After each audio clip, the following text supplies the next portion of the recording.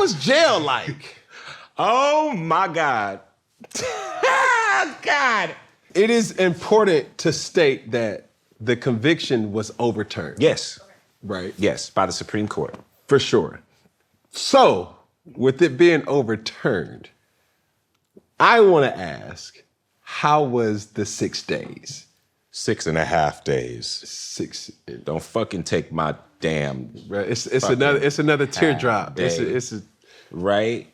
How was that? Like the fact that I'm giving y'all like homo thug over here, like the fuck. No, I'm kidding. I'm absolutely kidding. Shout out to all my people that are incarcerated, and let's start by saying the prison industrial complex is bullshit. It needs to be broken down because it is nothing but modern day slavery. And let me also say that I'm very aware of my privilege that I have the resources to defend myself, because there are so many people out there that do not have the resources. And like I said before, accept plea deals or say that they did something that they didn't really do. So let me just, before I start, being silly and joking, like, let me just make sure that everyone knows that that is a very real thing. But yeah, man, when I was in jail, it was some bullshit. And fucking 6.5 days. And I ain't never talked about it. I've never talked about it. Like we've like talked around it, but I've never talked about it. We were getting a lot of threats before I was sentenced. And everybody, myself, my family, everybody. And so I was really concerned. And that's why when I was leaving the courtroom, I was just like, I'm not suicidal and I'm innocent. Was that a cry out for what? That was to let people know if anything happened to me that I need for y'all to look deeper, because I saw what happened to different people, and I don't like to bring up names only because I feel like their families have never asked any one of us. We get it. You know what I mean? To bring them up. We get it. But I just know what can happen. And so it was a way You know what you've heard happen. Sure. Right. Sure. But what I am saying is that I didn't want that to happen to me. And so I said what I said. It wasn't, pre-planned. I actually had a full statement that I had written. It was fire. How was you gonna get that? It was a fire statement. How you was gonna get it off though? Because they were going to say, after the judge did his whole, play that he did, his Auntie Maine play that he did, then I was gonna be allowed to speak. And right before I was about to read my fantastic statement, I was pulled in the back and they told me, please don't read it. Like, please do not read this statement. Dang. They're like, if you read this statement, you will get over a year. And we already know. I don't know if that's true or not, but I didn't read the statement. And instead, I kind of just started, they're like, do you have anything to say? And I just said that one thing. And then my older sister, Jazz, was sitting over there and she did like this. And it just pumped me up even more. It hypes you up. I like you. And it was a hard experience. Or my sister was literally like, Jazz did like this when I first said it. And then so I said it again.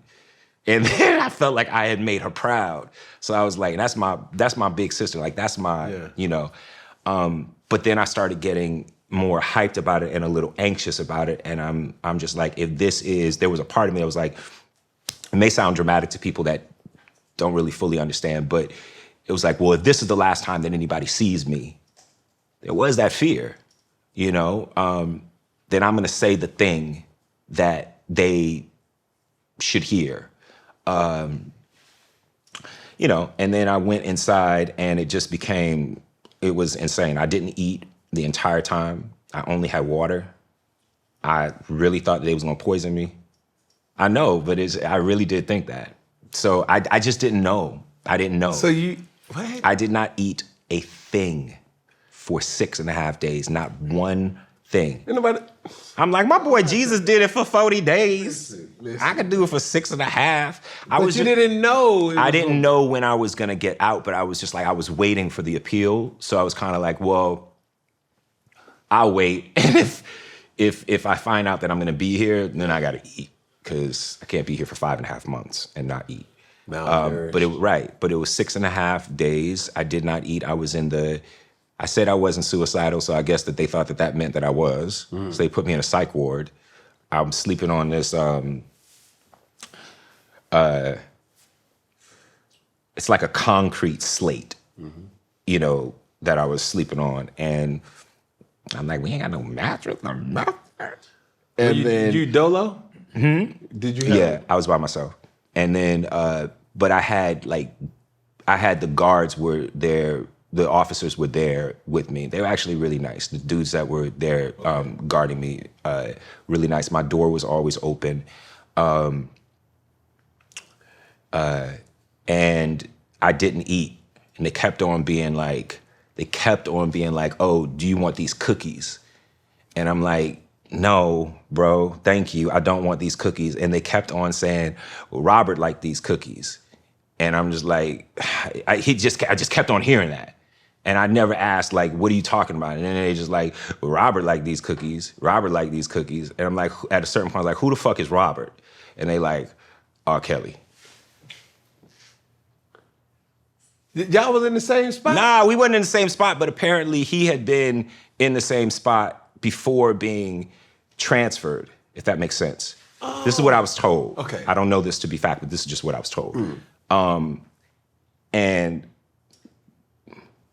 But I'm like, what that got to do with me? So I'm supposed to eat the cookies. Like, what the fuck? What that got to do with me? It's not supposed to be funny. So then I go up there and they would give me like 30 minutes to be on the phone. And I told my mom that I was gonna call her at a certain time. And so, I mean, like we had to do a million things I was literally on the phone. I had to call my brother at one point while I was inside. And he had to connect me to Mona Scott Young so that we could get on the phone and work out the deal for B-Boy Blues to be on BET+.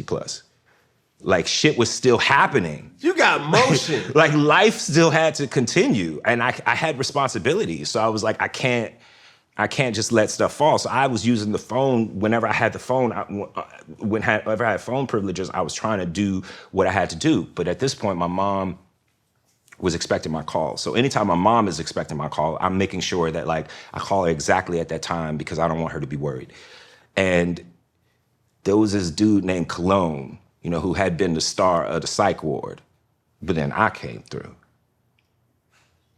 Of the Psych ward or stay with me, Oprah. Keep going. The Psych ward is in the jail. Okay. All right? Say less. So stay with me. I'm here. So then I'm about to use the phone for my phone privileges, and this motherfucker Cologne starts being like, I'm gonna hurt myself. So they pull him out, and they have to put me back in my cell. And he comes out, he sits in my space that I'm about to sit right by the phone, and all of a sudden he's all good. So I start to get mad, and I start to be like, you need to get that motherfucker. I said,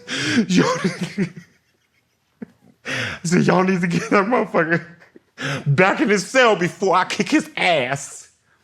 And then he said, oh, you gonna kick my ass? You gonna kick my ass, motherfucker?